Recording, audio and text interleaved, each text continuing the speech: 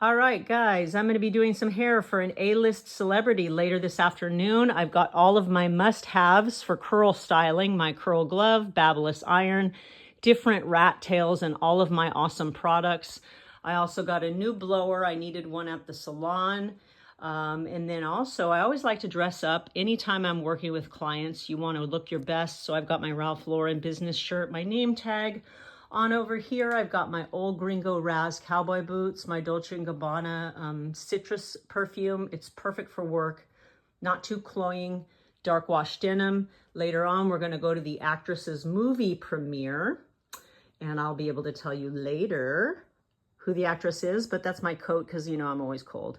Anyway, these are my blow dry and curl style must-have items, and I'll show you guys more fun stuff later when I get to work.